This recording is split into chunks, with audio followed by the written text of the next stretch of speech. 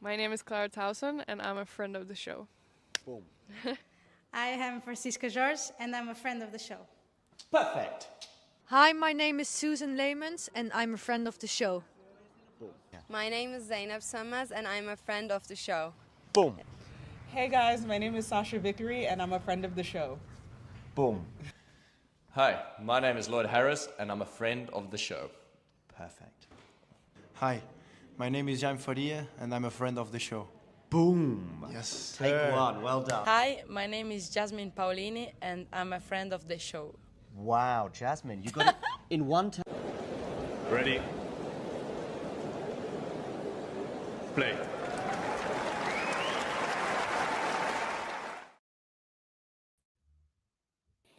Well, hello there, and welcome to WTA Weekly. We are reviewing all things that happened at Wimbledon, and boy, what a Wimbledon!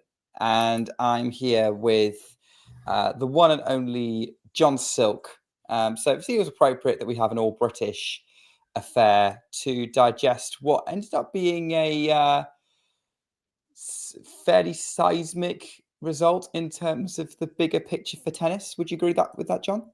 I think so, yeah. I mean, bigger picture, obviously, Swiatek adding to her slam tally, but also, of course, on another surface now.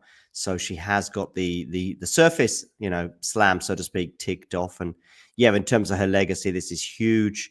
Also, Nick, is it the first final, women's final since 1911, which has been Love and Love? Am I right? In Wimbledon, yes. Wimbledon, yeah. Wimbledon final, yeah. That was a stat, and obviously only the third Grand Slam final in history. The only other one being the 1988 French Open final between Steffi Graf and Natasha Zvereva. Who I think I did see you were asking about Zvereva's career after that. Yeah. Go on, tell us. And she won several Grand Slam doubles titles. Actually, okay. Went on to win about 5 or 6 doubles titles and reached the Wimbledon semi-finals in 1998. Okay, so, 10 years later. Okay, interesting. Yeah. So obviously, RG final 88, Wimbledon semis 1988. She lost to Natalie Turziak, who then lost to Anna Novotná. So, solid player, probably the equivalent of someone like an Elise Mertens of her time. Maybe like really, really good doubles player, racks up the double slams, gets to a Grand Slam semi-final or kind of finals weekend. But there you go. I think I have thoughts on why I don't think that's the fate for Amanda Anisimova, but we'll get to that. Let's talk about Swiatek, who, as you say, 8th player ever in the women's game to make the surface slam, get all 3 surfaces. Wow. So she's already in a sort of, I mean, there's other factors involved when we start ranking greatest of all time, and they will never be agreed upon, and that's how it should be. But she's already in a top 8 of sorts. At least if you want to go with one metric, and that metric is surfaces, that's a huge thing. Yeah, and obviously relatively recent in the history of tennis to have 3 different surfaces for slams. True. So only since the US Open started using hard courts in 1978 was it a thing, and now she's joined the ranks of Chris Evert, Martina Navratilova, Hannah Mandlikova. When did Australia change? Mid to late 80s. And 1988 was the first one they switched to hard. So there's that aspect of it. If you look at sort of her age, she's won 6 Grand Slams before turning 25. That puts her again sort of top 8, top 10 all time.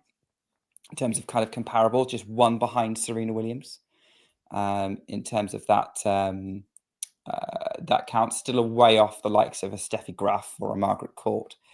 But as you say, kind of remaining in that conversation is like, remaining in the conversation of bordering on, is she amongst the greatest of all time? Maybe, I mean, look, I would say if she retired tomorrow, she's not gonna. I think she'd still go down as one of the all-time greats of the game. She would, yeah. She. I mean, I remember about a year ago, Nick, maybe even 18 months ago, where we were having conversations. It might not have been you and me, but it was certainly me and someone, and there's a good chance it was you, whether she was already sort of in legendary, status in terms of the number of slams that she had, but also that unbeaten run that she had, the legacy that she's clearly built at Roland Garros. I mean, how many women have won more French Opens than her? Chrissy Evert? Anyone else? Just Chrissy, I believe. Yeah. So she's probably the second best woman of all time at French Open, Steffi. already. Steffi as well.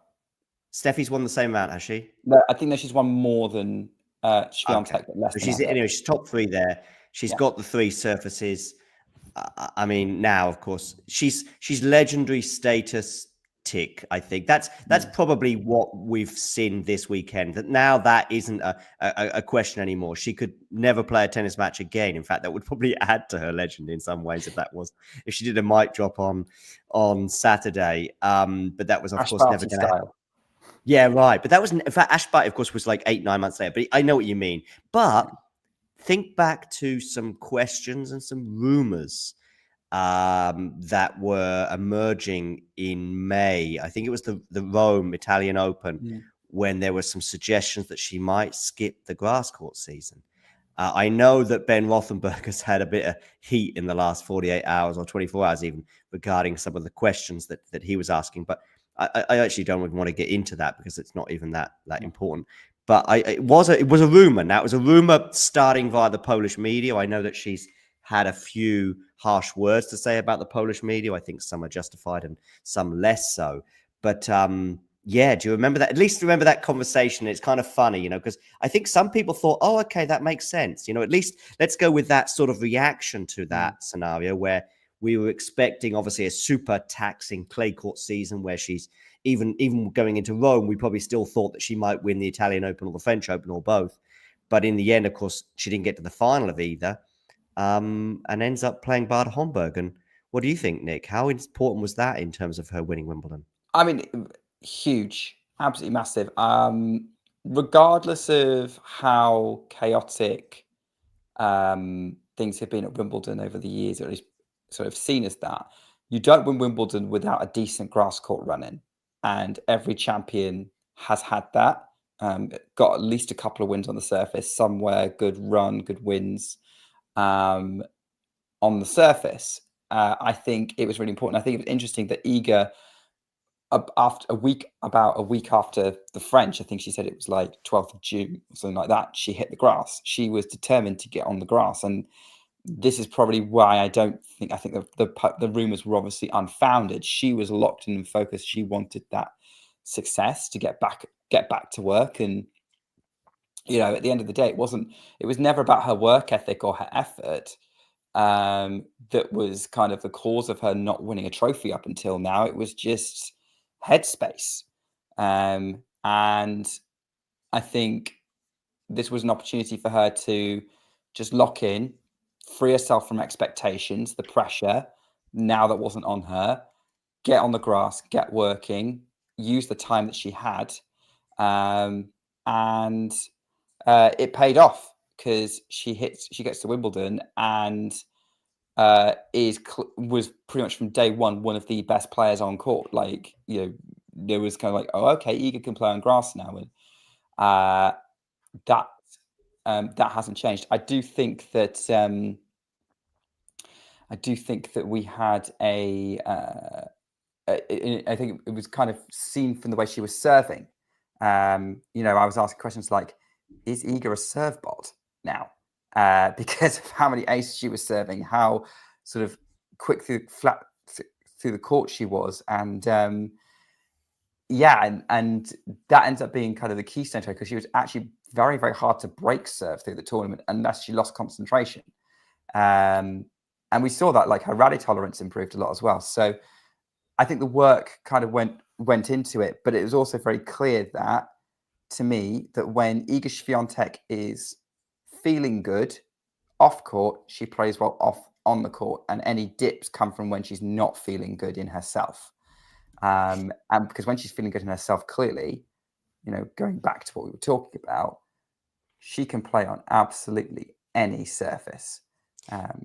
So yeah, that's where I'm at. I don't know if there's anything else you want to ask me about there, John. I do, and I do want to, share my thoughts, but we'll also get the thoughts of James, who might have disrupted your focus for a second there, Nick. I did ask James about half an hour ago if he wanted to join, and he was unsure, but fortunately he's spontaneously been able to join us, so that's why he's here. What it also means is that I can I'll stay for another half an hour, maybe even 45 minutes, and then maybe blend into the background. But for now, I'll respond to what you've said.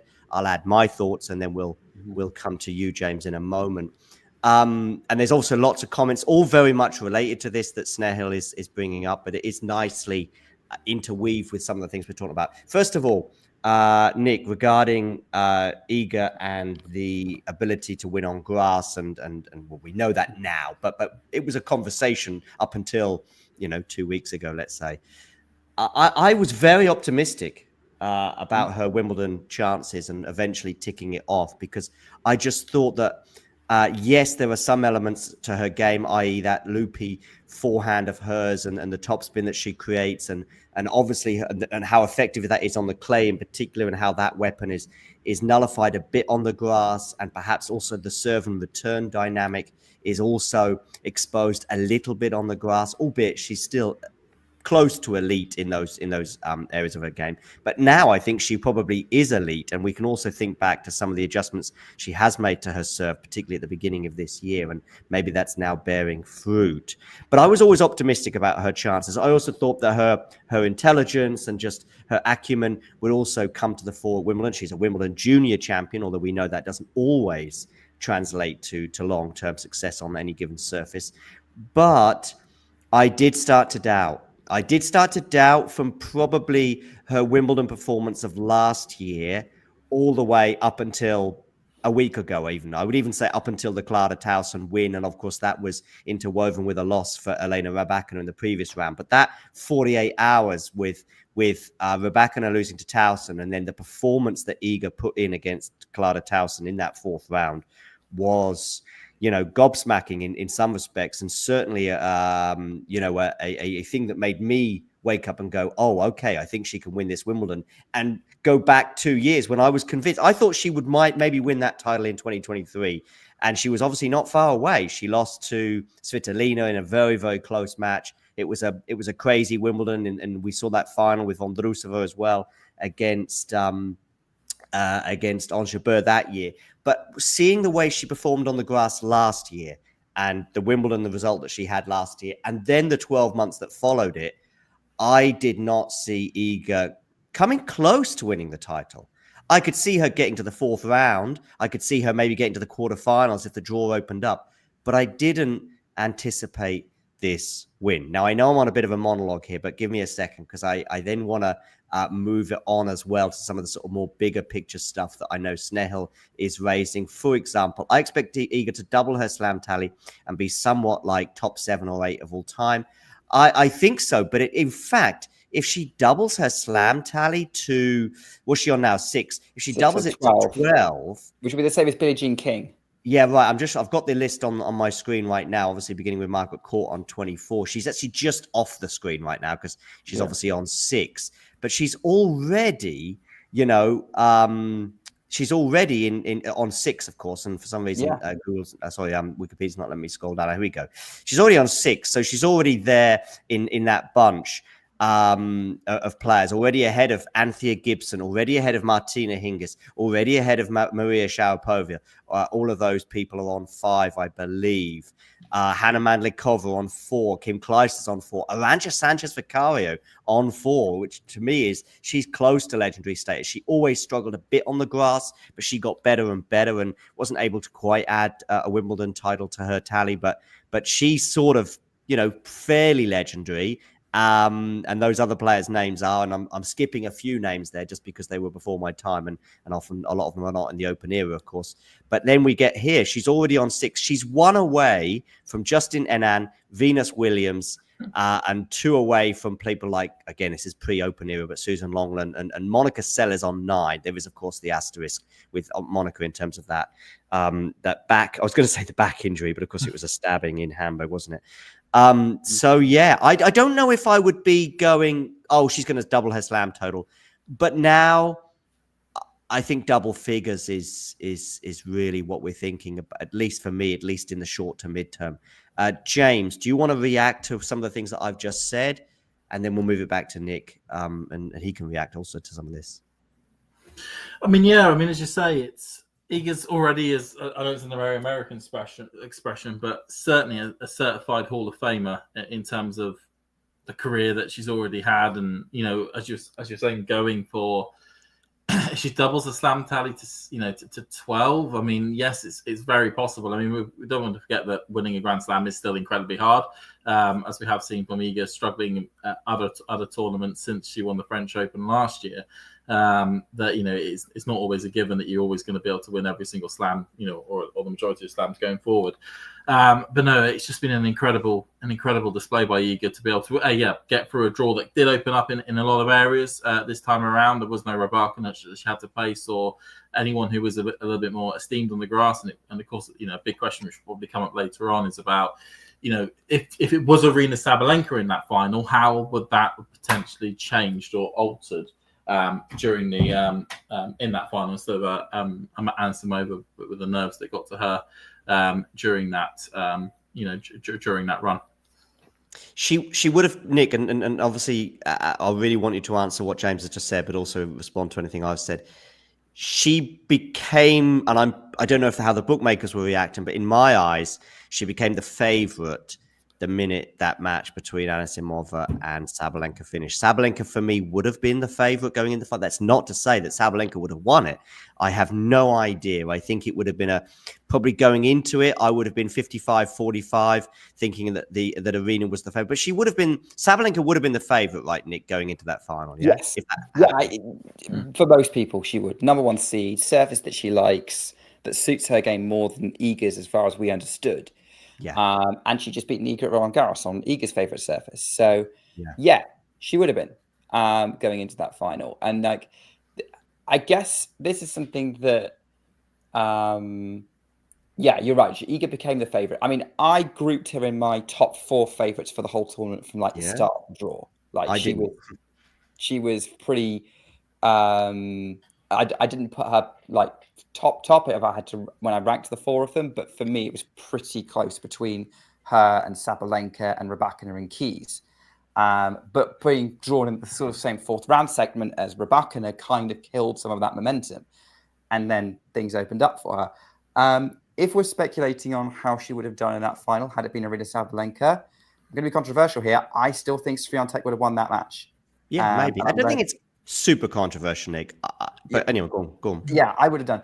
And I think the reason is that fundamentally the level Swiatek hit would have beaten anyone. And I don't think Sabalenka was her best this tournament.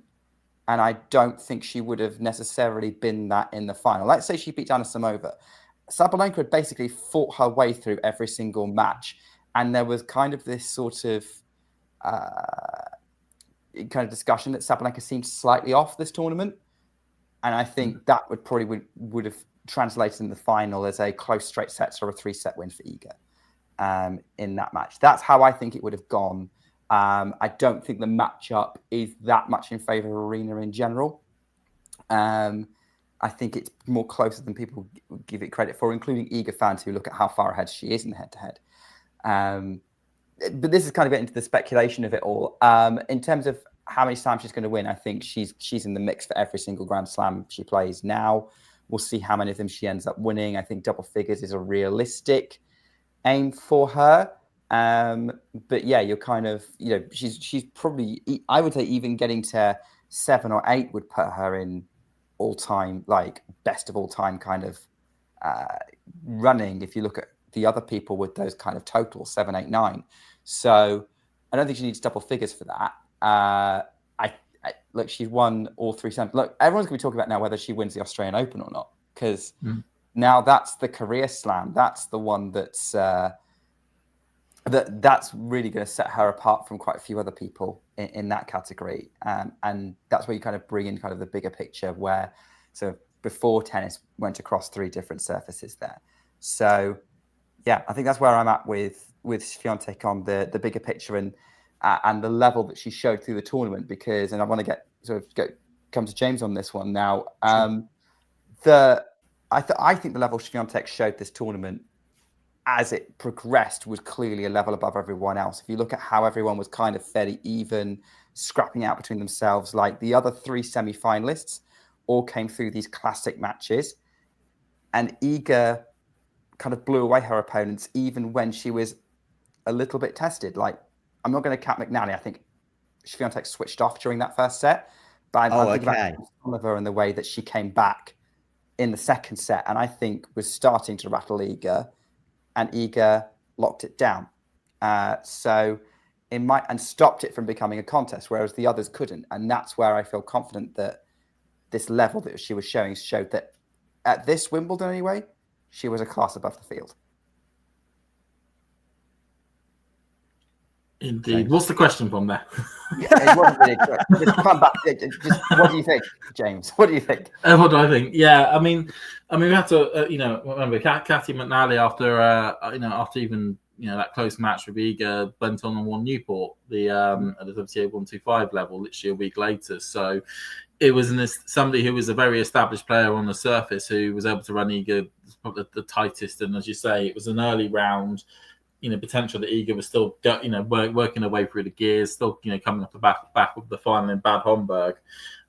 So just, getting herself into a zone. But, I agree in terms of, it's very positive to the fact that Iga's now done this on a quicker surface again, because I know people have always looked at her US Open win as maybe potentially a bit of an outlier to the rest of her career and what she's able to win and where she's able to win it.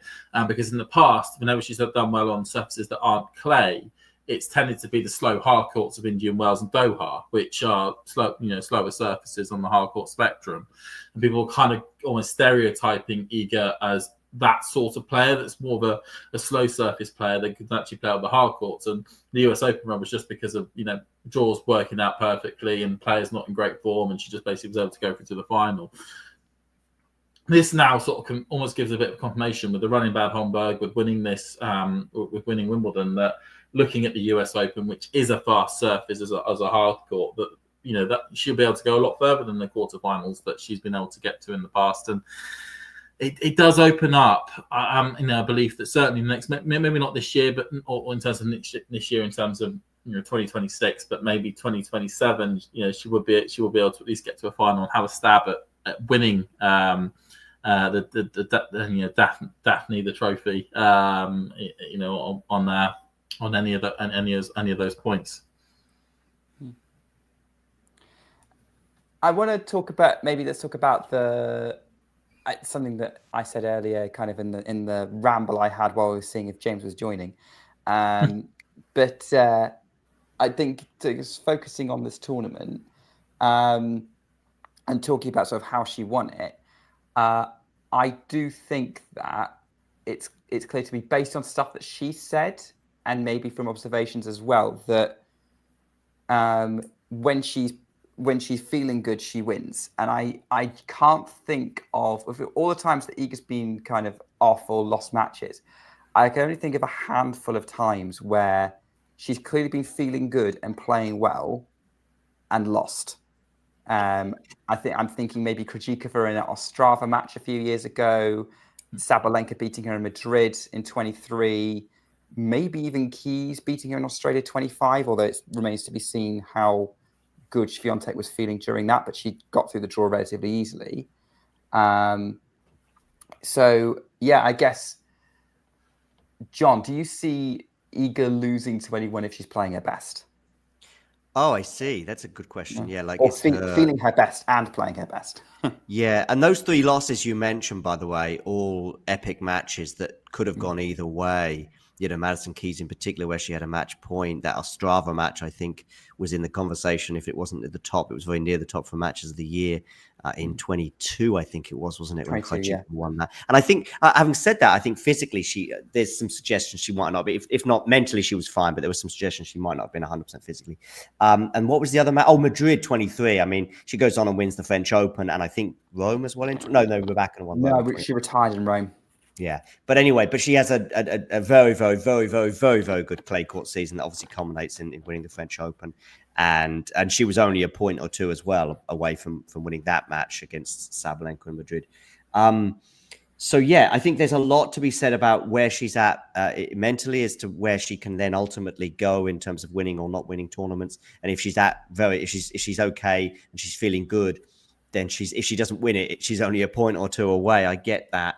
Is her ceiling better than anyone else? I don't know. I think on clay, yes. If Iga brings her A game to Roland Garros and she performs it throughout the 2 weeks, she wins the tournament. Yeah, I think so. Even Sabalenka's A game or Coco's A game, I think, is not at the same level at Roland Garros. However, her A game on a hard court against say Sabalenka's A game, it would be absolutely fantastic. But I think on the odd occasions that they have played on a hard court, one or the other has been off it. I think of Cancun when Iga won it very easily. She dealt with the conditions much better than Arena did.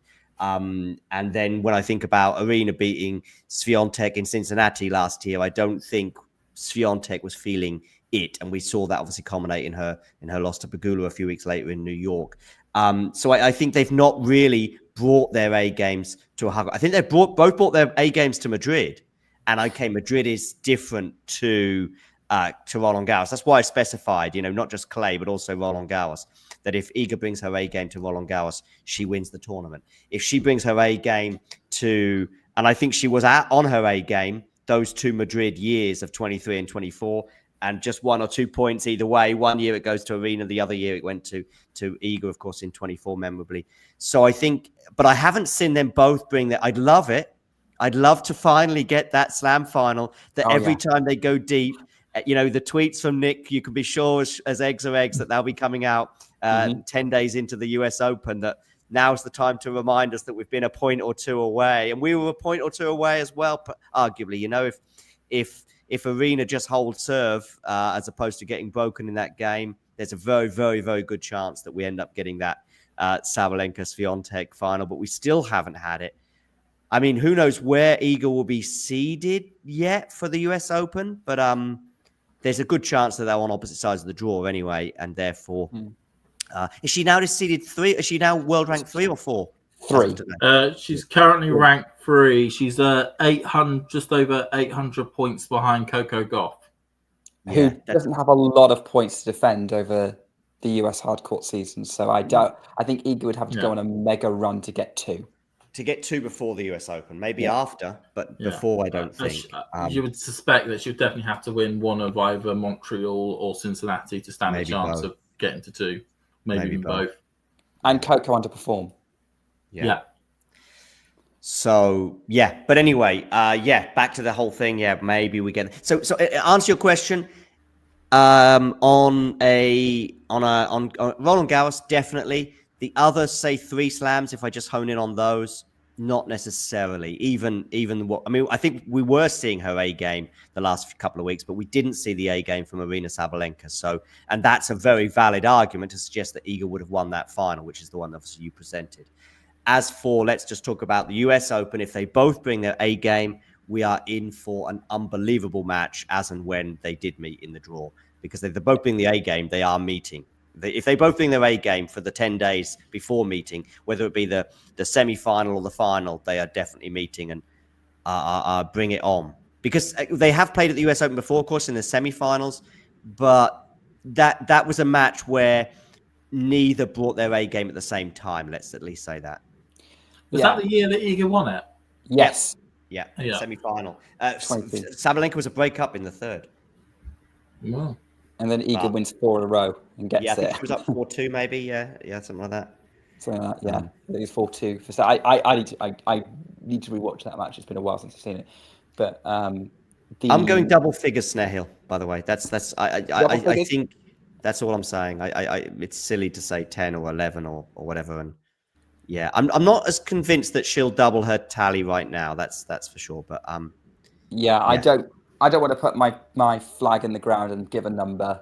I don't like to do that for any player. With double figures, you're between 10 and 99, so that's not bad. Yeah, it's pretty good. But James, do you want to nail yourself to at least some sort of broad figure? Let's go 14. 14. Oh, wow. 14. Hey. It's a nice number, 14. That would be mega. But that would be mega. She has the potential. But again, it's all about potential. She has the potential to be a factor enough to potentially try and win 14. Of course, if she does that, is another matter. Given that each new slam's a new competition and anything can and to a degree of possibility, anything can happen. Let's zone in on. Everyone looked at like Andreescu and whatnot, and thought she was going to be doing loads of slams after she won her one, and there's other examples as well. And arguably, Andreescu's not played anywhere near as well as she did to win that US Open. Again, really. Maybe early 2021 with that Miami final run, but that was it. We've done about half an hour on how good Iga Swiatek is, and hopefully not too many people who are fans of other players are going to switch off. We will come and do a bit more detail on Sabalenka, on Goff, on a few others during this episode. But let's look at the final, because I think it was definitely a story of two players. One showed up, one didn't. But I think I will kind of look at this from the perspective of Iga first, and then shift it. If you are off your game, mentally, if you're nervous, physically, if you're out of gas from a long tournament, Iga Swiatek must be the worst person to play against in a final, because a lot can be said if Anisimova did not play her best. Iga didn't give any opportunities to either, it has to be said, because she was moving her from side to side. She wasn't missing. And frankly, it was just like, she wasn't giving Anisimova any foothold with unforced errors, like maybe a little bit, but not much. Like, she just killed that momentum pretty quickly. And she was basically just moving Anisimova into positions where she was going to struggle to use her weapons to redirect. So I kind of also, and it was quite ironic actually, when literally I kind of almost foreshadowed it before the match, when the players literally just came out the locker room, and that shot of the long corridor with all the old stuff at the side of all the great pictures to show how great the clubhouse is as they're walking along. It was this thing of every single time we've watched that, the players have been very close together as they've walked along. They've walked in a similar sort of speed. Iga, headphones on, bombed it down the corridor, leaving Anisimova in her wake. And it kind of felt like, well, that's the mind game started straight away. I'm ready. Let's go do this. You'll be all nervous. I'm going to make you even more nervous as you're now having to run to chase to catch me up. Yeah, I think certainly in finals, Iga knows how to handle the occasion better than anyone else and exploit the other person's weaknesses better than anyone else. She just seems to lock in for these finals. But I just to my point, like, I guess, John, what do you think? And then James, have your input after John. My fundamental question is Iga Swiatek the worst person to play in a slam final if you're slightly off? Because I do think that made the scoreline what it was. Possibly. Yeah, that's possibly the case, but I don't know. We talk about A game and all the rest of it. I don't know what level Iga Swiatek brought on Saturday. I don't really know, because unlike in football, or other sports pretty much, if your opponent or opponents are off it, you can, rack up the goals. We saw PSG just win the Champions League, being Inter in the final, because they performed unbelievably well. We saw the great Barcelona side with Pep Guardiola at the helm, perform unbelievably well and be, probably a very competent Madrid under Mourinho, 5-0 in the new camp, and so on and so forth. In tennis, you don't know, because you can only perform as well as your opponent. I mean, Iga Swiatek could play me, for example, and we don't know what level she brought that day. And in fact, I probably wouldn't be able to give her the chance to bring her A game. And that's pretty much what Anisimova didn't. I know what you mean in that she can push you around the court, but honestly, it was something that I feared long before the walk down the hallway. From the way I saw Anisimova perform from 5-2 up against Pavlyuchenkova, and then also perform in that game when she was trying to serve it out against Sabalenka. In both of those matches, she then had a chance to go again, if you like. When she's down 6-3 in the tiebreak, she loosens up to Pavlyuchenkova, wins the match. She's then on return against Sabalenka, having tried to serve it out. But the performance she put in those spells of those two matches is what we saw across 57 minutes of that final. We never saw anything. Now, what I would like to hone in on though, which I haven't done until now, because a lot of what I'm saying now is kind of repeating what I was saying during the final on Saturday, is her remarks post-match. She wanted the focus to be on her physical state rather than mental state.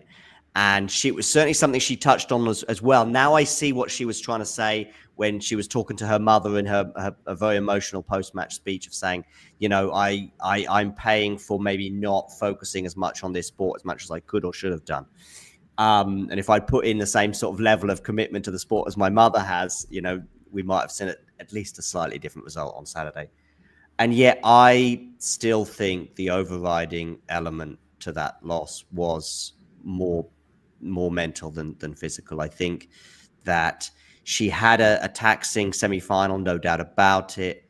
She had 48 hours. And yeah, perhaps if there was a physical element to it, we would have seen it in spells. It might have been the first couple of games. It might have been the last couple of games. When you have, sometimes you'll find players often reflect, funnily enough, when they're really, really struggling physically, they actually get better. You know, the problem is that they've already lost the match in the first 4 games, and then they get better. And it actually, that physical side of it, despite, or the other way around, it's when it gets really tight in the third or whatever, and the last 2 weeks catches up with you. But there was no moment in that. And what I was seeing with the tight forehands that were being sprayed and backhands as well, it wasn't just, for sure, it wasn't just physical. And so I don't know what level Iga brought on Saturday. I don't think any of us know. It was just a very uncomfortable viewing experience, I think. I mean, do you think with because you're saying about the comments that Anisimova said afterwards about the commitment and the mental sort of effort being put in, do you think she was referring to the year off she had to sort of take that mental break? No. I think she's probably just talking about, you know, probably 15, 20 years since she picked up a racket, and maybe there were times when and this is me reading between the lines. I don't know if she said anything to this effect, but I'm guessing there were some times when not specifically that period that she had off. I think that was probably a very good thing for her game. I think there's probably been times over the last 15 years, and her mother will be able to testify to this far better than us, but there's probably been times when she didn't want to hit the practice court or something like that. And that all came out in that emotional speech that she came after. That's my reading on it anyway, Nick. I don't know about you. Yeah, I think she didn't deny that there were nerves, but she was playing at the physicality. I mean, like, she clearly, for whatever reason, like, we're reading between the lines as to why, but there was a sense that she didn't have enough gas in the tank for this final to win it after playing what was a pretty tough run, because she played Noskova. I can't remember what her first 3 rounds were, but she got Damagalfi in round 3 in what was a messy match. Noskova in a pretty close 3-setter that Noskova almost won, and then Anisimova fought back. Pavlyuchenkova that got complicated in the second set, and then that huge semi-final with Sabalenka. I'm not surprised that maybe she didn't have enough of the tank for the final. I think what I will say is, and this is the point I was making earlier, is that I think had it been the other way around, she'd beaten Swiatek in 3 grueling sets in semi-finals, and then played Sabalenka, I don't think the score would have been 6-love, 6-love. I think it would have been something like a 6-2, 6-2. She would have got a few games. Sabalenka would have let her off on a few points by going for a bit too much. Okay. A couple of times. I mean, a lot of it as well is that, you know, the scoreline plays a huge. I mean, you know, it's like, you know, your perfect Goldilocks zone for losing is, as you say, is that sort of maybe 6-2, 6-3, or a 3-3 sort of scoreline where you're saying, well, my opponent was just better than me, but at least it showed up and gave a good effort. She was almost, but there's the 2 worst types of ways of losing are either like 7, you know, it being maybe 10-8 in a 3rd set match tiebreaker, and it was literally a couple of points in it, or getting absolutely trounced and feeling as though you didn't show up at all. And unfortunately, it was that category that this match in Anisimova's head would have then fallen into. So I think, you know, a lot of the things that she then did say on in the post-match interview, you kind of just take a little bit of a pinch of salt because you've got somebody who's going through an emotional whirlwind at that moment, feeling as though she's made an absolute fool of herself in front of the world, because Wimbledon is the biggest Grand Slam viewership-wise of all of the four. It's the one that people will remember around the world, and unfortunately for her, she's always and then hopefully she's able to go and win maybe a slam in the future to get rid of this now. But she will be known as the person that got beaten love in the Grand Slam final in less than an hour, and that's and maybe that sort of thing was going around in her head that that's what I'm always going to be referred to, instead of the greatness of the fact that yes, you actually got to this Grand Slam final. You beat 6 incredibly strong players. You beat the world number 1 in the previous round in a tight match. It just this match was just one match too far, unfortunately.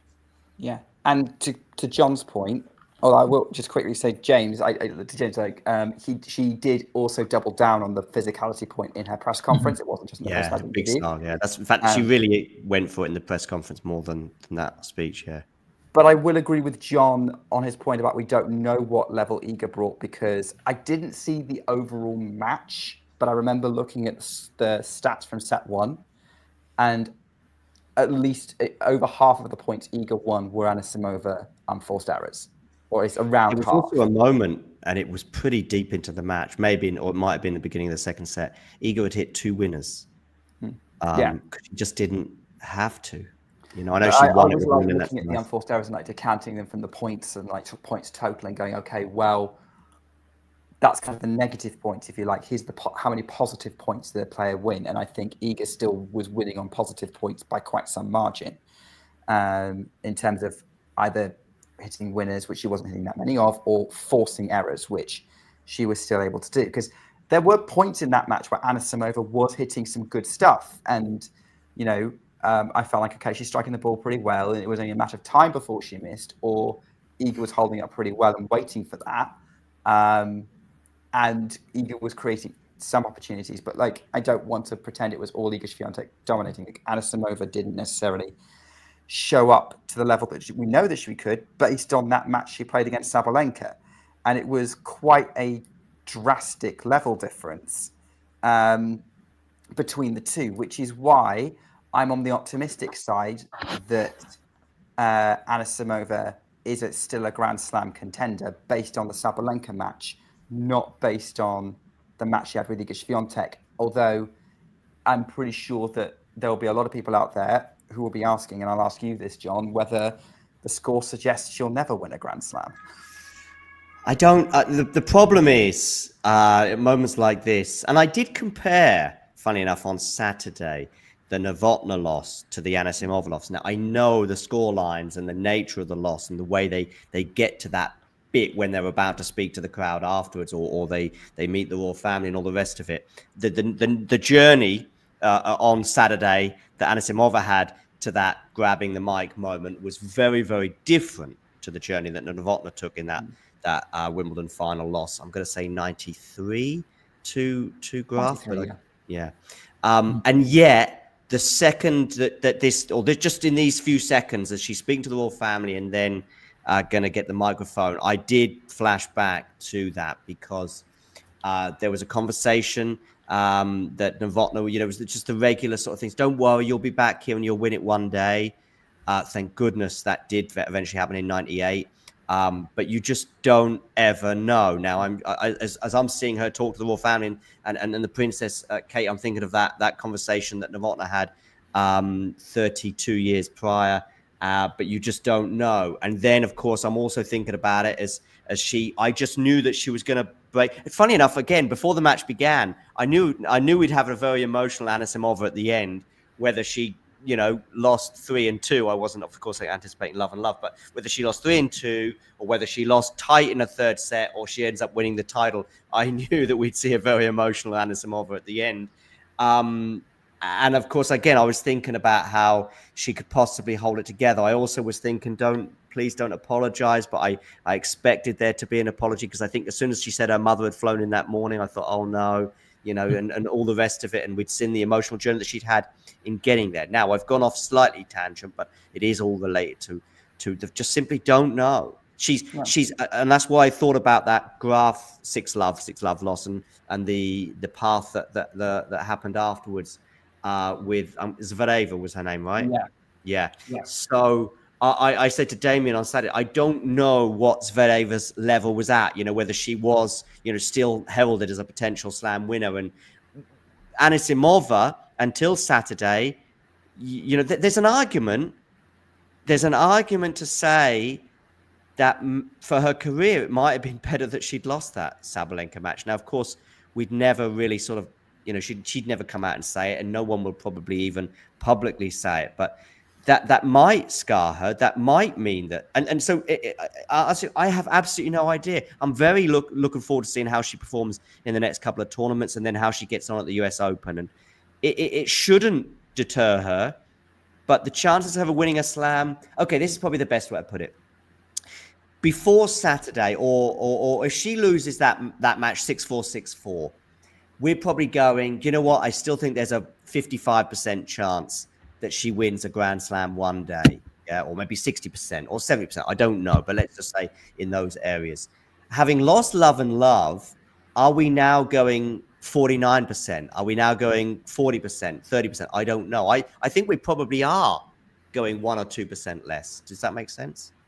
Yeah, makes sense. Yeah, I mean, I think those percentages could end up moving depending on, in my head, a couple of factors. I think the first one would be playing Iga again, maybe not in a Grand Slam final, but actually, semi-final, quarter-final of an event in Asia, or the warm-up events for the US, or just the chance for her where it's not so much of a nerve-wracking environment, and she's able to then actually be able to get a bit of a better understanding of how Iga's games work. Because one of the most bizarre things around the Sabalenka match, and then also the Iga match, was that Sabalenka, she's played 8 times before. Iga Swiatek, she hadn't played at all until since the juniors. Was the last time she played Iga. So she, almost as though for Anisimova, she was able to go into that Sabalenka match with a bunch of knowledge, bunch of information in her head. She knew the tactics that would work, and she was able to go out there and execute them. And that's what she did. She went into the Iga match going, I haven't got a clue how this. Well, I have some ideas of how Iga's going to play, but I don't know what will work because I haven't done it before against Iga. And I also thought that might work in her favor, though. I also thought that there's a chance that because Iga doesn't really, it's in a way, if you're the second favorite going into a 2-horse race, and I did see her as a semi-outsider, in terms of the fact that I found Iga a warm favorite going into the final. But I thought, there's what were the paths to victory for Anisimova? Well, one of the few paths I could see, let's say, was that they've never played each other, so there's that random element to it that might make the second favorite, if you like, have a slightly better chance. The other things that I thought, but there were counter arguments to this, by the way, but obviously taking time away from Iga is something that Anisimova can bring to a tennis court and can trouble someone like Iga. The counter argument was what Damien made in the preview, basically, which was basically, but Iga's actually been doing very well against these kind of players on the grass in Bad Homburg and to some extent at Wimbledon. So she's actually countered that, at least on the grass. So it was difficult. I found it difficult to imagine, an Anisimova win, because the other thing as well, the other factor that could contribute to an Anisimova win on Saturday would be that Anisimova turns up and Iga doesn't. The counter to that is that Anisimova had never been in a slam final before, had shown clear signs of nerves in the previous 2 rounds as she was getting closer to that occasion, and Iga had been in 5 slams before and won them all, showing not too many nerves, let's say. So, it was just very, very difficult. That's not to say that shocks don't happen and you don't get surprised by things, especially in slam finals, but it was difficult to imagine. But I actually found that random element to it something that might play in Anisimova's favor, but it didn't, of course. No, it didn't. No. I think more my thinking about sort of how things are with Anisimova at the moment is kind of, it is going to be affected by the big picture, because I do think we are moving into an era now where anyone who isn't Swiatek, Sabalenka, or Goff winning a slam is going to be a little bit of a surprise. Sorry, Chad. I want to check at this point, Nick, and I think it is relevant, even though we're going to a very different part of the tournament. And I know we sort of start at the top and work way back. That Pegula loss, and it might have been a player that you weren't going to mention. Otherwise, if it was Sabalenka or Bencic, for example, who obviously lost in the semis, then I'd have left it for now. But I want to say something that I don't know how Pegula lost that match. I didn't watch it. Was she injured or? No, she was just flat. So I was on court 2 watching that match. Oh, okay, great. And because that changed Wimbledon in so many ways for me, because I had her down for the semis, no doubt about it. But anyway, go on.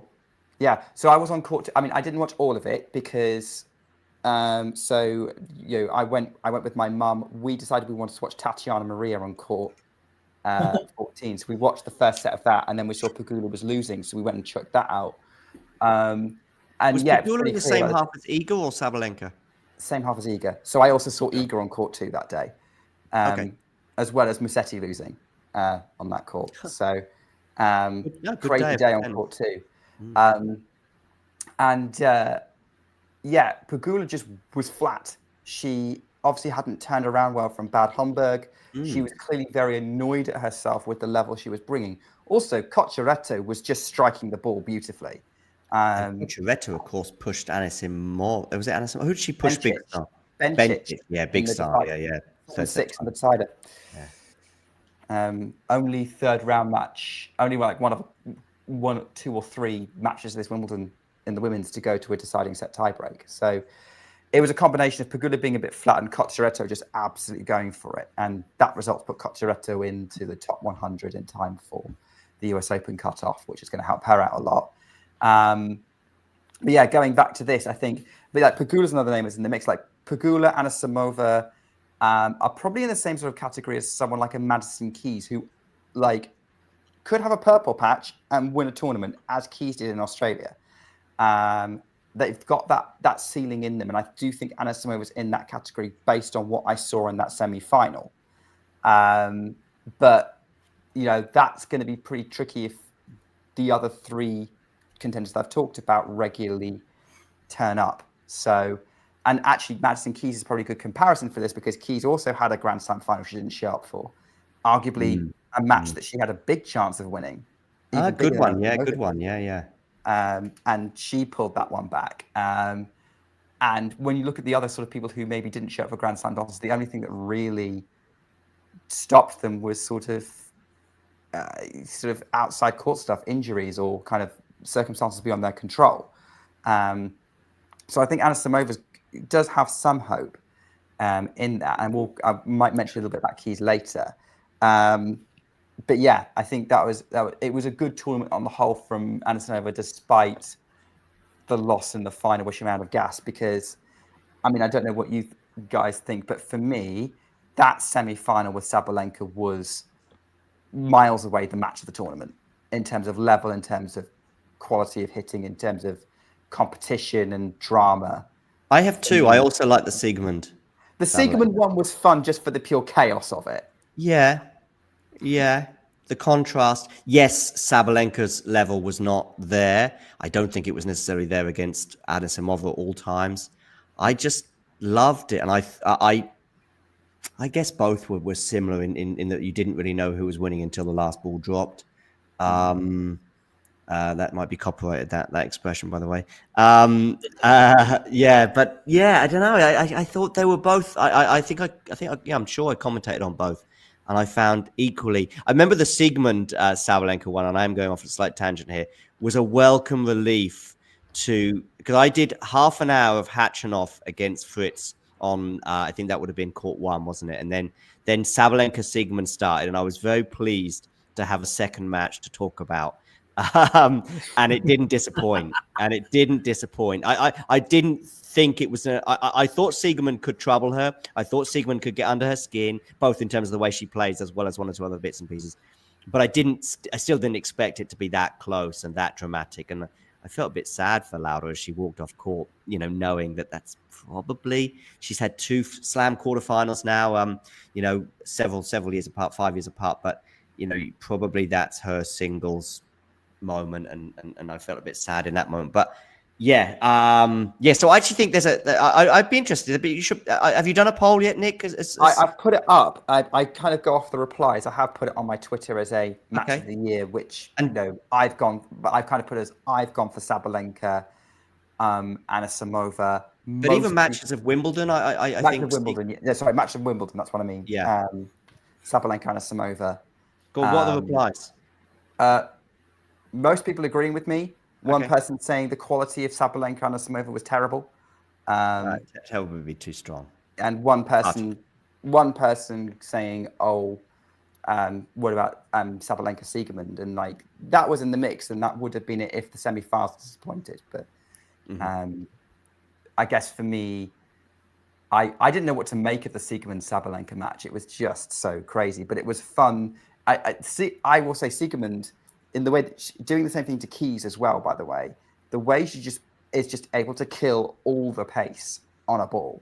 I have never seen anyone else be able I've to never do that. seen Sabalenka hit that many forehand slices as well, funny enough. So she changes her game a bit. And actually, maybe to her credit in terms of the way she turned that third set around, because she was, of course, a breakdown.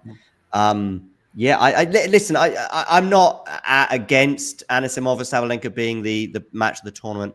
I just think that there's a conversation to have regarding Siegemund Sabalenka too, and maybe Anisimova again. It's one of those that maybe Anisimova winning that one helps a little bit the argument. Whereas if Siegemund had held on to that break or managed to get it to a third set tie break and then win it, then that might have propelled the Siegemund match. Because when you get the overwhelming favourite, end up still emerging the winner.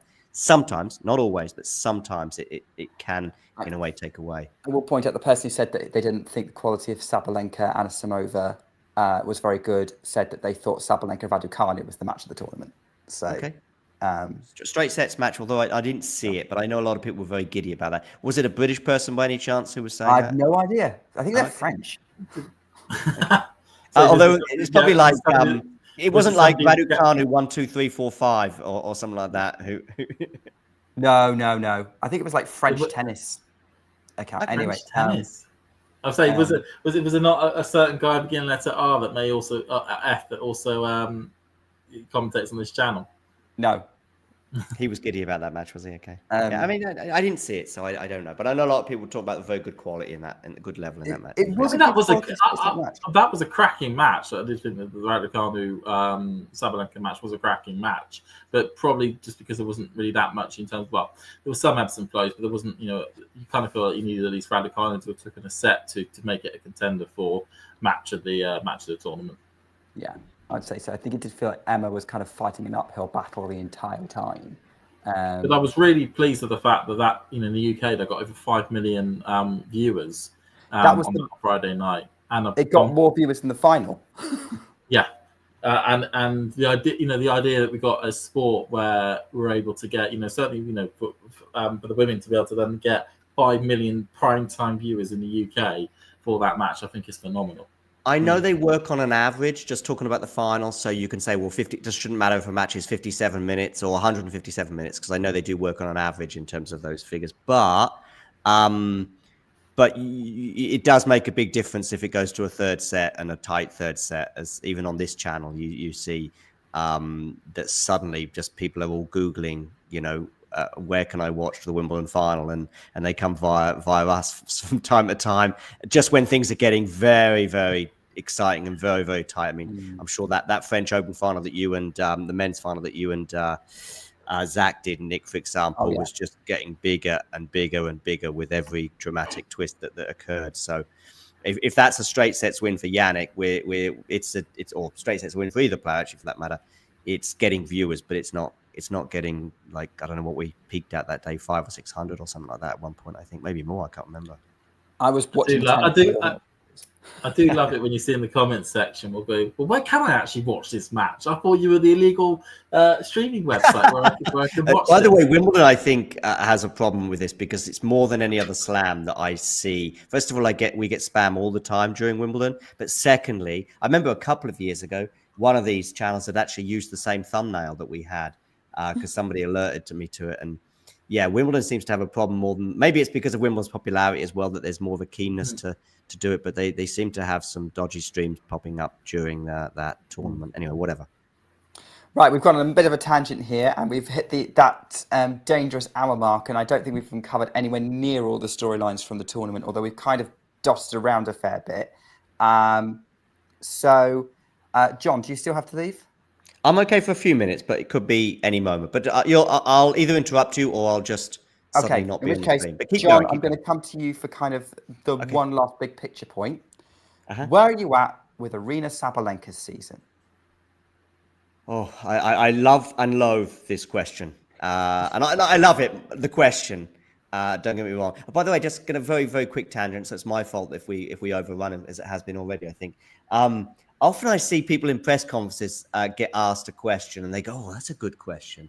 But by the way, when a player says that, it's not always a good question. It just means I don't necessarily know the answer. On this question, I do have 2 or 3 different ideas. First of all, she's a few points away. And Nick, since Graf won the Calendar Slam, what other great women's years have there been where someone's, say, winning 3 slams, but also just performing unbelievably well across the year? Serena Williams, 2002. Yeah. Serena Williams, 2015. Yeah. Justine Henin reached 4 Grand Slam finals in a season in 2006, but only won 1 of them. Okay. But that's good, because that's the kind of seasons I want to mention, because she is somewhere between 3 and 10 points away from having a Serena, let's say a Serena year, winning 3 out of 4, for example, and therefore overtaking that Henin year. At the moment, she's very close to that Henin year, especially if she ends up winning the US Open, let's say. But she is somewhere between 3 and 10 points away from having the second best women's season in the Open era. And I don't think it's an exaggeration. You know, it might even be, because I think she's only a couple of points away from, I'm throwing Indian Wells in there as well, of how close that was. The French Open, I know she loses that final set 6-2, but 1 game, it's a different final, and who knows where that goes. There were so many breaks of serve, and the wind was obviously a huge factor, and hats off to Coco for dealing with that better than Aryna. For sure, that Australian Open final was a point or 2, and so on and so forth. And then you throw in the fact that she's won all those other tournaments. You know, she's winning Madrid. She's winning Miami. She's in the final in Stuttgart, and I don't need to give her Stuttgart to change the course of her year, but she's in the final in Stuttgart. She's basically winning or getting to the final of all these tournaments, with the exception of course, Rome, I think it was. So, and now, of course, the semi-final here. So, yeah. And by the way, Snehal, you're absolutely right. You know, I'm not saying if, buts, and maybes, but I'm just saying where we at. And by the way, I don't know if that's a positive or a negative, because the more that these things keep stacking up, the more, I don't think there's a bigger picture scar tissue, but I'm just talking about right now. I actually had her going out to Vondrousova in round 3, by the way. Of course, that never ended up even happening as a match, because Raducanu beat Veronica. Marketa, sorry. I don't know who Veronica is. Who's Veronica? Kudermetova, maybe. But anyway, yeah, I think she's just so close and yet so far. And I would love to actually talk to 1 or 2 members of her team right now. I think it'll probably be it's a lot easier to talk to them after a Grand Slam win as it was after I spoke to her biomechanics coach, didn't I? What's his name? Gavin McMillan. You've also spoken to her data guy. Yeah, a couple of times. That's a bit easier, the data thing, because you go into the data and you don't get into the emotion of things so much. But actually with the biomechanics coach, even though he's very much a physiological person, there is also a lot of big picture stuff you want to get into, and points of matches and semi-final losses and Grand Slam wins. So I was thinking about him just a couple of days ago, or maybe just before the semi-final, maybe even in the wake of it.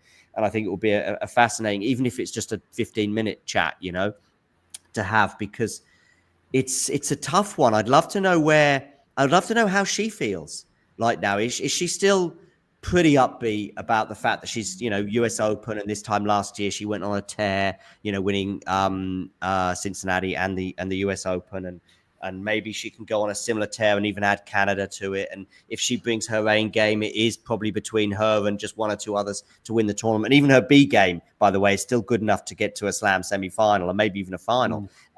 So there's so many positives, and probably with the bookmakers right now, she is still the favorite, I guess, for the US Open. She would be for me as well. Yeah. So, yeah, and if you forced me into a corner right now, who's winning the US Open? Probably, if you forced me to, I would rather wait a couple of weeks and see how Canada and Cincinnati pan out. But if I had to, I probably would go Arena, just because I think she's the best hardcourt player in the world, and she's proven that over the last 2.5 years.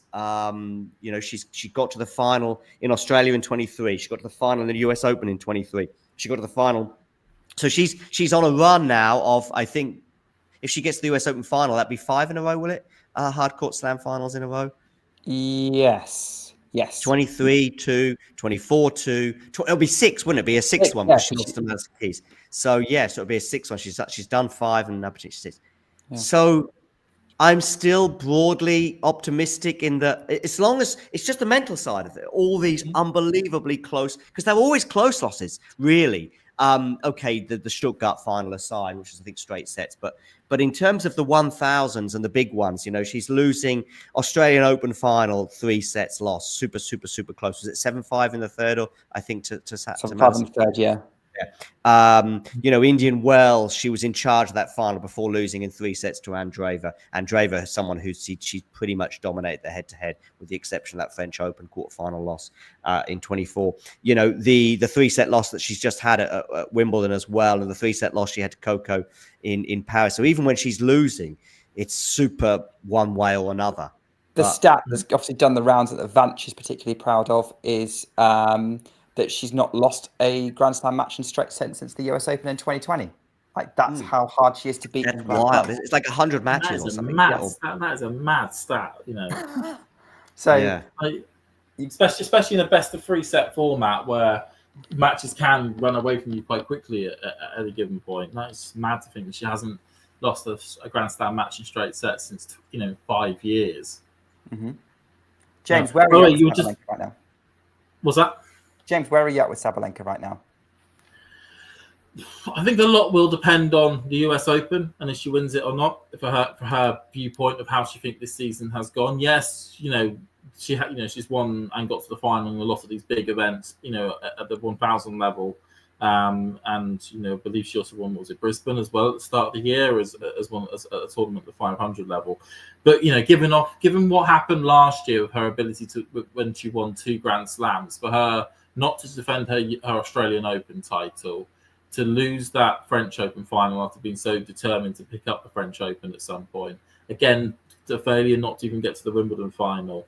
If she doesn't walk away with the trophy in the US Open, I think in her mind, she will look at this as a bad season almost. Although, points total wise, she's got, she's above 12,000 and she's miles ahead of the rest of them, and she's already qualified for Riyadh, and it's only the middle of July and she's already got that buttonholed. We can look at those consistency stats and say, yes, she's been there, she's been doing it all at a high level throughout the year, but she's now moved to a stage in her career where it's the slams will be what she based her season performance on, and she walks away with none of them, she'll see it as a failure as a season. When you're eager or Arena, pretty much, I think probably Coco now as well, because those 3 are in this conversation that I'm bringing to the table. It's one slam. If you don't win a slam in X year, you can win every other tournament, really, and it's like, oh, I didn't win a slam, If you win one, yes, because these are such competitive beasts. She won 2 last year, but I know there's an element of her going, oh, I was so unlucky to miss Wimbledon. That French Open as well was unlucky that I was ill in that match against Andreeva. So, but reflecting bigger picture, one slam a year has to be the target for those 3 players whilst they're at their or close to their peaks. I know Coco's still very young, but this is an incredible level that she's shown us, Wimbledon aside. So they just sort of go, yeah, it's one slam, or of course, in a way, the fact that imagine if Arena was on a run of winning the 3 slams, let's say, and then she didn't perform in New York and ends up having 3 slams at the end of it. Be like, oh, I was close to the calendar slam and it didn't there would be a huge element. In fact, she's had a pretty painful year in so many respects with especially in terms of the slams, that in fact, if she ends up winning one slam and it being the final one of the year, you kind of just go, phew, I got a slam and I'm happy with that. Okay. I didn't win those other ones and they were painful losses, but just because of, how you feel right now is so important. It's right. We talk about Iga, for example. That's a great example. Okay. With hers, it's a little bit different by ticking off a slam that she hasn't won and on the surface. But right now, Iga has had a great year, just like Novak with the Olympics last year, ticking one off, and it's everything. If she wins Roland Garros, as she often does, and loses in the semis at Wimbledon. It's a good, really, really, really good year for the obvious reasons that I just pointed out. But the fact that she had a rough year in so many ways, but now she's won Wimbledon, it's everything. It's everything, just like it was for Novak at the Olympics last year. To a lesser extent, that would also apply to Arena if she ends up winning the US Open. Given what had gone before, it's just like, you know what? It's okay. It's what happened before. It's okay. Whereas, in fact, if it happens the other way around, it sort of just becomes a bit, if only I'd won the US Open as well. Yeah, I think that is pretty much how that year is going to go. I think you've nailed it on the head. Like that, if a year without a slam for these players is not going to be a good year. As Joanna said in the chat, Iga turned a bad season to a good one within a couple of days. Absolutely. So same thing could happen to Arena, but now there's only one slam left, and it's one that she's defending at. There's going to be a huge amount of pressure going into the US Open, but she deals with it relatively well, pretty well, to be honest. So I would still be pretty confident of her winning it in the end. Right now, we haven't seen the US hardcourt season play out yet. But yeah, this is now getting into crunch time for Sabalenka, given the missed opportunities that you've talked about.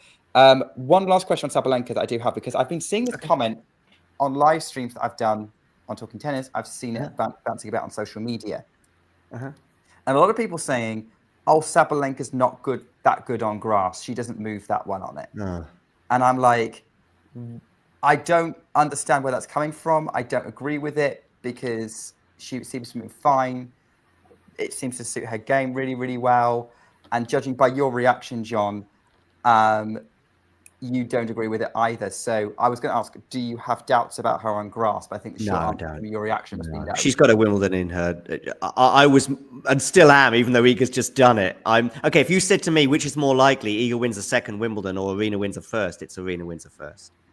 I think that's it. The only thing I would just say to that in terms of how she moves on the grass, because of her height and the type of player she is, you could say she doesn't, you could apply that same to clay and to hard as well, even though obviously she has incredible results on those two surfaces, especially on the hard.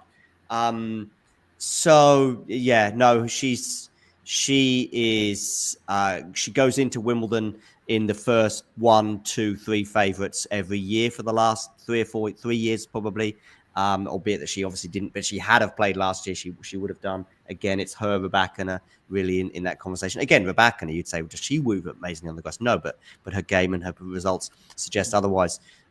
Yeah, that's the end of it, really. It's potentially with the movement thing, it's people almost reverting back to the stereotype of what Arena's game is, or what her game was years ago, which is just a big, powerful ball basher that as soon as you put the ball in the corner, she's not going to be able to get to it properly. That's not her game anymore. That's not what's in front of us. But people were so ingrained in thinking that was her game that they think, she's not. She's an unforced error takes place. It's because her movement's bad. No, it's just because of a certain circumstance with that point that's meant that she was hit that unforced error. Yeah, I agree. I think there's a certain level Sabalenka does leak a little bit more than some of the other top players in some ways, but I do think that the way she plays, I don't think the movement's an issue. I think the way that she plays is pretty well suited for grass. I think she's probably one of the most well-rounded player on tour. I think she could do pretty much everything. I know some people are criticizing her volleys. I actually think her volleys aren't that bad. So she's a doubles champion as well, for crying out loud. So I think that Aryna Sabalenka, in terms of completeness, does have the most complete game, and that translates to grass as well. By the way, that picture I've got is perfect now, just for the. Yeah. Oh, yeah. The year. That's Arena's year in one picture above. And yet, because it's not the US Open. Yeah, right. Then it changes. Because the reason why I also think it's perfect is it's not devastated. It's not crestfallen. She's not like this. It's just like could have been just 3 to 10 points away from an unbelievable year. Whether it be Serena levels or not, but just a couple more titles, two more titles, even if it's just one slam from the 3 that she's been at, or and then throw in Indian Wells as well. Yeah, then, but it's just like I'm so close and yet so far. Absolutely.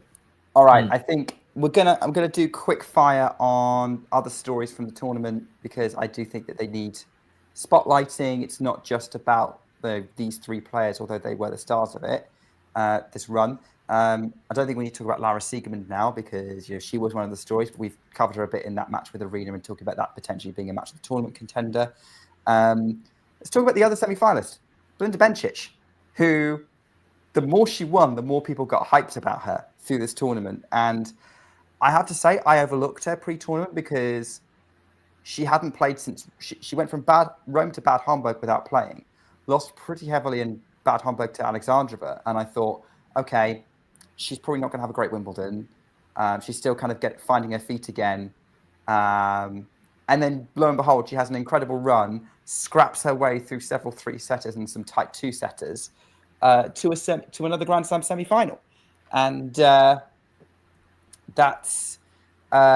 hey, you know what? She was one of the stories of the tournament up until she ran into Iga Swiatek and lost 8 games in a row from 4-2 down in the first set. So I think she was one of the most entertaining and good news stories runs. And after having what had been a pretty good season up until the injury, this has kick-started some optimism in how the rest of her season is going to play out. The rest of her season is going to play out with her and potentially getting back towards the top 10. So I guess, James, how optimistic are you with Belinda Bencic's prospects post Wimbledon and your thoughts on her run? I feel fairly optimistic in terms of her now showing the ability to almost get back to where she was before giving birth, and actually where she was on the tour. She's already now back into the world's top 30. Will be seeded for the US Open. Looks good. Potentially even get back into the world's top 20, which is where she was, a few years ago. We're really good run here. Certainly that win against Alexandrova, it's a really good win. Certainly on grass, Alexandrova's incredibly good on the surface. I will say it kind of feels a bit like she kind of stopped us from having a second really blockbuster semi-final by her beating Andreeva, because an Andreeva-Swiatek semi-final would have been really interesting to have seen how that would have gone, and I think it would have been a lot more closer and competitive an Andreeva-Swiatek semi-final than what the Bencic-Swiatek semi-final ended up being. So kind of leads into that story we had of that, we were a couple of points away from a Sabalenka-Swiatek final, but we were also a couple of points away from, I'll say a couple of points, but yeah, we were a few points away from potentially having that, Andreeva-Swiatek semi-final, which could have been a real blockbuster as well. Yeah. Let's talk about Andreeva, actually, because quarterfinals... I've got to quickly duck out actually now, but it was good giving you my opinions. Great. Thanks, see you, James. All right. John, you probably have to wrap up as well, right? 5-7 minutes. All right. Andreeva. I think she's now had a couple of decent Wimbledons. This one, I think she won a lot of people over. She had a pretty good run up to that quarterfinal, and it was a pretty good contest with Bencic that took her out. I'm excited about her potential on grass. I don't understand why nobody else was before this tournament. I do understand, but that was really overlooking her raw potential with how she did in her first Wimbledon. But yeah, I really liked how she was playing, how optimistic she was, and still continuing to be a pretty strong contender this season. But yeah, thoughts on Andreeva's Wimbledon, John? A couple of things actually, and not all of them are being entirely in agreement with you. I was, I thought that she's fine on the grass. I remember in 2023, did she lose to Madison Keys? I'm going to say in 23. Yes. In won that match. Fourth round. Fourth round, yeah. 3 sets. I think she was either had match point or was 2 points away. And Yeah, it was a really good match. It was on maybe, I'm going to say, court 2 or court 14 or something. It wasn't on our show court, I remember. But I really enjoyed the match, and I thought she showed a level that day. And that was not long after her sort of breakout, I think, in Madrid, wasn't it? Also the same year. So it was like, oh, okay, I get it now. I get the fuss here. I'd seen her in Madrid, but I also now saw on another surface perform very well against an extremely competent player on grass. Arguably, over the last 2 or 3 years, probably we're talking about one of the best 5 players in the world on grass, maybe, if not the best 5, certainly the best 10 in Madison Keys, who also probably has a Wimbledon somewhere in her locker, although obviously with every year that passes, that chance recedes. So I was certainly much higher on Mira in terms of grass, even if she had a disappointing grass court season last year, where I think she played 2 matches and lost them both. Is that what happened last year, maybe? Something like that? Something like that, yeah. Yeah, and I think she also lost, obviously, her 1 match this year into Wimbledon. But that didn't deter me from thinking that she's got so many, the slicing and the dicing and the ability to defend, and the fact that she'd made some improvements this year on her serve. So there was a lot of optimism pre-Wimbledon for me regarding her. Actually, where I would probably disagree with you slightly is I actually predicted Emma Navarro to beat her in that particular round of 16 match, not because of anything down on Mira, but more because I was pumped for Emma, and especially after seeing Emma do so well at Wimbledon last year. To be fair, so was I. However, I watched that match and I didn't think Mira played that well. I just thought Emma didn't turn up, and that can happen. Oh, I thought it was a genius tactical match from Mira. Maybe it was a tactical affair that when you're watching it live and you're commentating on it live, that you don't always see the bigger picture in terms of the tactics. But I didn't think Mira did anything particularly special that day. And I thought that once she came up against a firing opponent, that she would eventually lose. And that turned out to be Belinda Bencic in the next round. But I think it would have been Iga or Arena or whoever she ended up meeting later on in the tournament.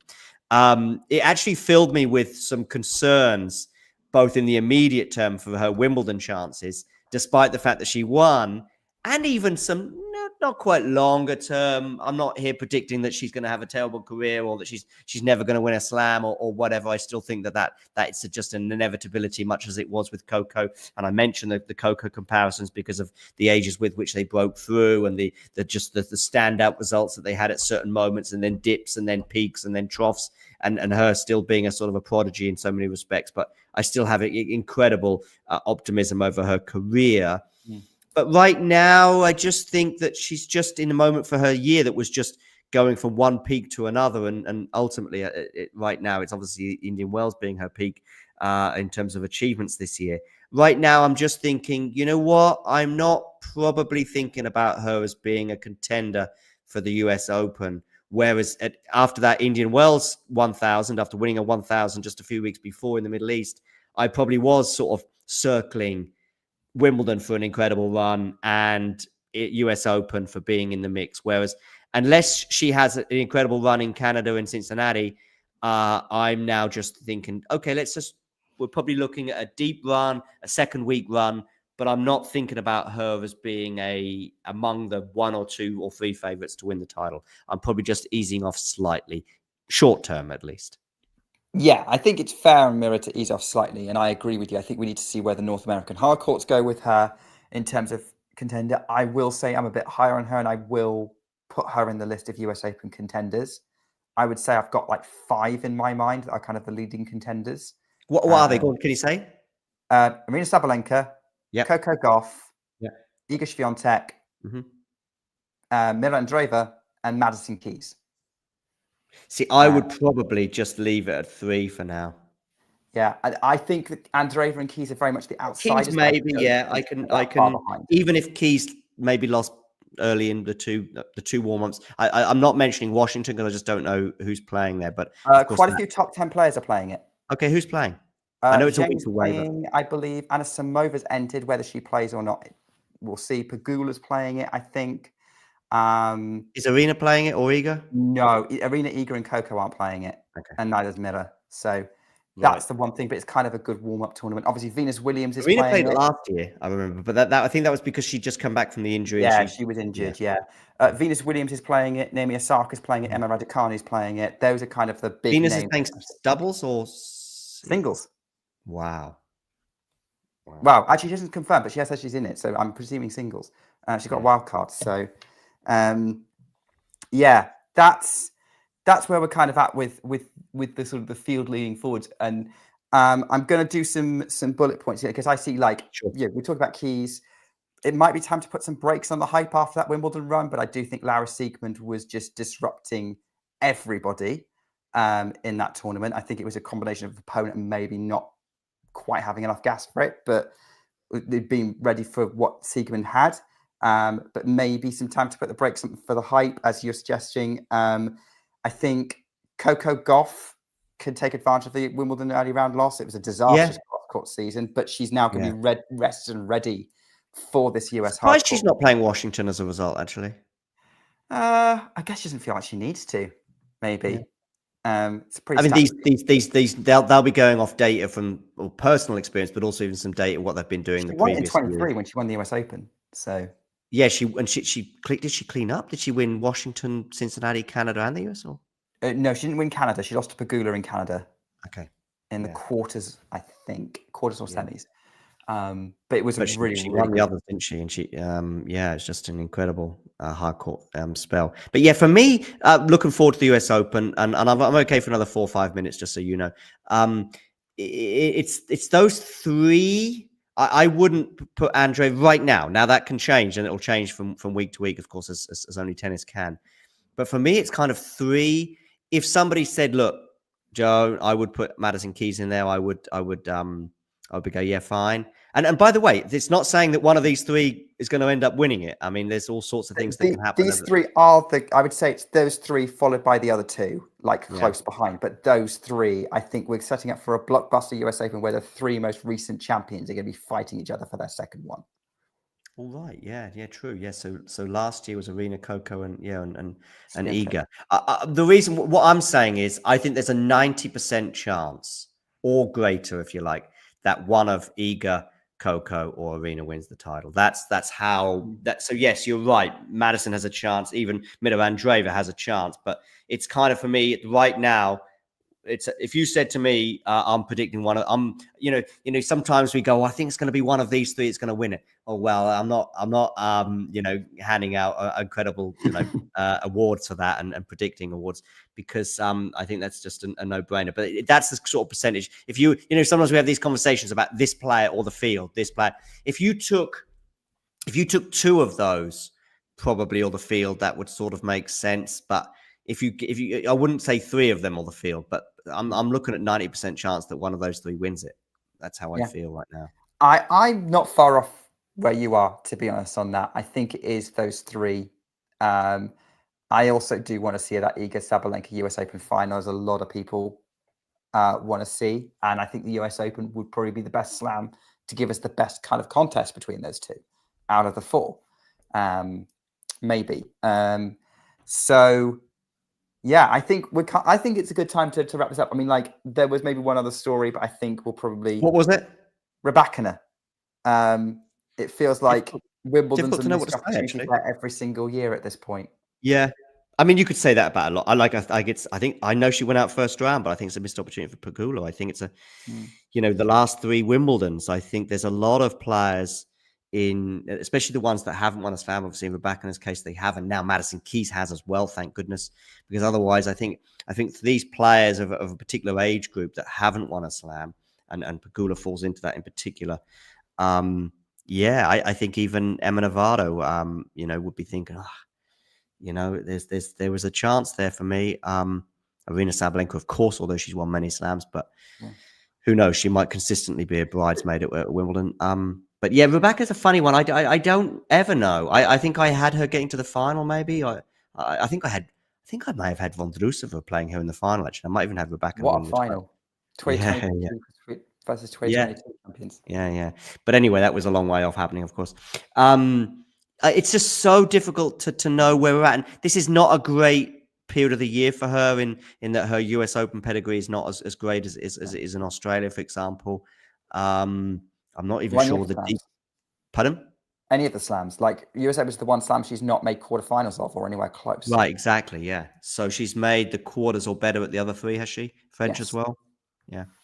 That's sometimes you look at the end of the career and you can reflect on it and go, okay, it's because of X, Y, and Z.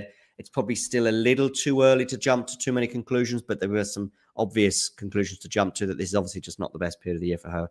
So, but maybe that as a result, there can be a bit less pressure on her, but it's just really, really difficult to predict, probably more than any other player in a way, where Rybakina is going to go, because it really could be anything between going out first round to winning the tournament, because she has that ability. Yeah. All right. We're heading for the hour and a half mark. Thank you so much for coming on, John, and doing the show with me. And thanks to James for joining us for a bit as well. I will kind of finish off on the point that you alluded to, like the players that, maybe think they had a chance. I will reiterate what I said at the point at the start. It's something like what I said at the start of the stream. I'm not sure anyone had a chance against Iga Swiatek this tournament, even Arina Sabalenka. And if those of you who have joined a bit later, maybe some of you are Iga fans, we covered Iga's results at the first half hour of the stream, so you can go back and watch that as we talk about sort of where this puts her in the big picture and why we're now a lot more positive about her. Fantastic. So, I mean, me especially. We're not going to do a big preview of the week to come because we've got two 250s happening in Hamburg and Iasi, but there's only 13 top 100 players taking part across those two 250s. So there's not really a lot to really go into for those draws. So we'll probably talk about those results next week on WTA Weekly, and we'll look ahead to that Washington tournament that we looked a little bit at already, where there's going to be a little bit of hype. We start to build up towards that North American hard court season. Thanks everyone so much for joining. I'll see you next time. In the meantime, take care and keep talking tennis. If you enjoyed this video, make sure you hit that like button.